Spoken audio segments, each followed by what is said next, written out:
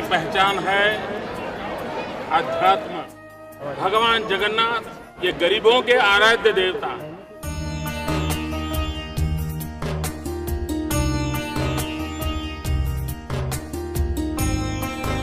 ओडिशा का पुरी शहर जहां साक्षात भगवान जगन्नाथ विराजते हैं, यहां से देश के प्रधानमंत्री नरेंद्र मोदी का लगाव कितना गहरा है, इसका अंदाजा इसी से लगाइए।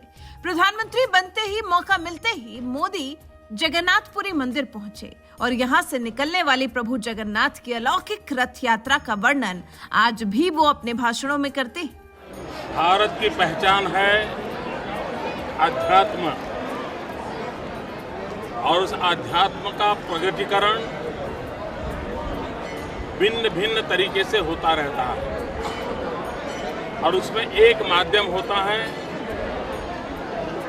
प्रभु भक्ति और उत्सव से भरा हुआ रहता है। पूरे देश में पुरी की जगन्नाथ यात्रा और अहमदाबाद की जगन्नाथ यात्रा दोनों की पिछली एक सदी से चर्चा चलती है। करीब करीब 125 वर्ष से ज्यादा किसी एक मंदिर का और उत्सव का इतना प्रभाव हो, ये शायद ही बहुत कम नजर आता है। भगवान जगन्नाथ ये गरीबों के आराध्य देवता हैं। भगवान जगन्नाथ गरीबों के सुख दुख की चिंता करने वाले माने जाते हैं। पीएम मोदी दुनिया को ये बता चुके हैं कि आध्यात्म ही भारत की पहचान और आध्यात्म से जुड़ी शक्ति ही दुनिया को जगन्नाथ धाम तक खींचती है। तभी तो हर साल पुरी में निकलने वाली जगन्नाथ रथ यात्रा दुनिया भर में मशहूर है। रथ यात्रा निकाले जाने की परंपरा सालों पुरानी नहीं, बल्कि भगवान के घर से चली आ रही है। ऐसे में जगन्नाथ रथ यात्रा से जुड़ने वाले भक्तों के लिए कितनी चमत्कारी यात्रा होती होगी। क्या है इस रथ यात्रा का महत्व, आइए जानते हैं। प्रभु जगन्नाथ की रथ यात्रा का चमत्कारी इतिहास। पौराणिक मान्यता है कि जिन्हें रथ को खींचने का अवसर प्राप्त होता है, उन्हें महाभाग्यवान माना जाता है। वहीं रथ खींचने वाले को मोक्ष की प्राप्ति होती है और व्यक्ति के सारे कष्ट खत्म हो जाते हैं। इस रथ यात्रा में शामिल होने के लिए लोग दूर दूर से आते हैं। रथ यात्रा में भगवान जगन्नाथ के साथ भाई बलराम और बहन सुभद्रा के लिए अलग अलग रथ होते हैं और ये रथ हर साल बनते हैं। रथ यात्रा में सबसे पीछे भगवान जगन्नाथ का रथ होता है, सबसे आगे बलराम और बीच में बहन सुभद्रा का रथ रहता है। सभी के रथ अलग रंग और ऊंचाई के होते हैं। बलराम जी के रथ को तालध्वज कहा जाता है और ये लाल और हरे रंग का होता है। वहीं सुभद्रा के रथ का नाम दर्प दलन अथवा पद्म रथ है। उनके रथ का रंग काला या नीले रंग का होता है, जिसमें लाल रंग भी होता है। भगवान जगन्नाथ के रथ को नंदी घोष अथवा गरुण ध्वज कहा जाता है। इनका रथ लाल और पीला रंग का होता है। हर साल बनने वाला ये रथ एक समान ऊंचाई का ही बनाया जाता है। इसमें भगवान जगन्नाथ का रथ 45.6 फीट ऊंचा, बलराम का रथ 45 फीट और देवी सुभद्रा का रथ 44.6 फीट ऊंचा होता है।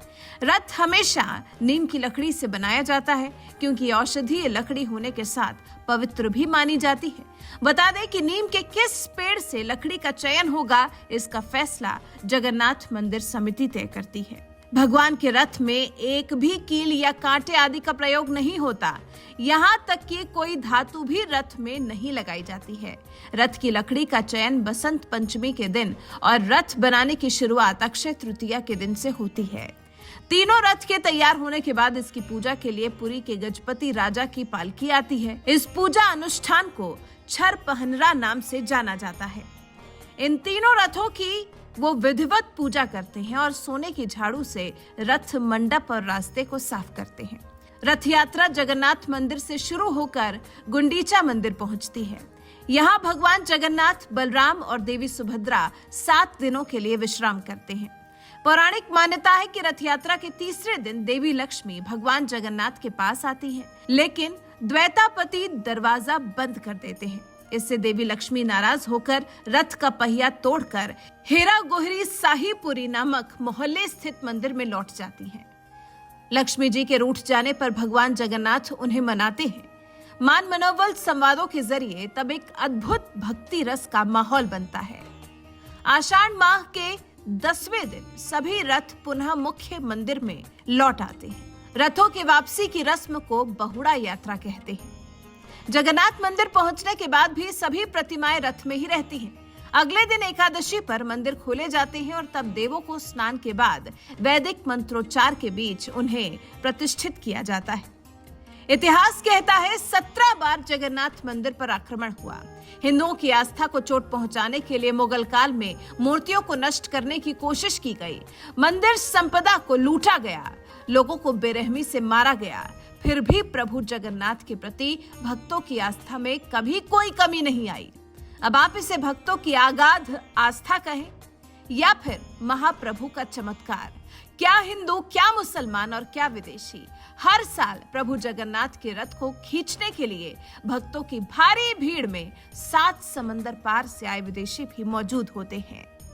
जय जगन्नाथ।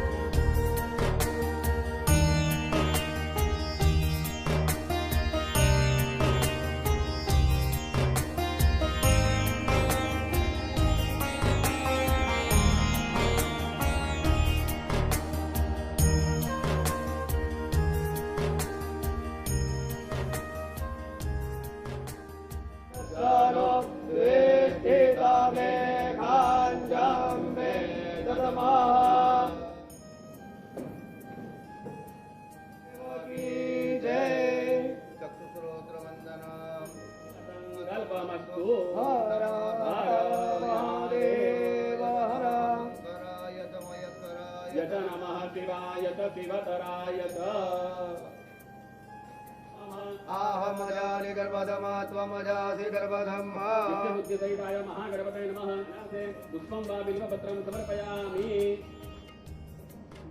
ओम वयः प्रणिव्यां वय ओहने गोवयो दिव्यांतरिक्षे वयोधाः वयर्वते प्रदिशो सन्त्वमयम्। ओम दधिक्रावणो अकारिकं जिष्णो रस्वस्य वादिनः सुरभिनो मुखाकरत्रण आयो गुगितारिखत।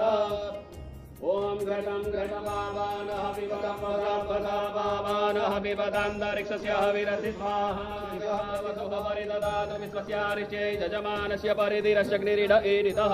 भवानी संग्राय ज्योतिर्लिङ्गाय सुन्दराय नमो नमः। गन्धोदकस्नानं समर्पयामि। ओम अग्नोदुलादे अग्नोदोगच्यताम्बरुखापरो गन्धस्ते स्वरोधमासदत्वः वासोऽग्ने विश्वरूपको संव्ययस्व विभावतो सर्वाभूतादिके सौम्ये लोकलज्जानिवारणे वयोपादिते वाससिम्पतिगृह्यताम्।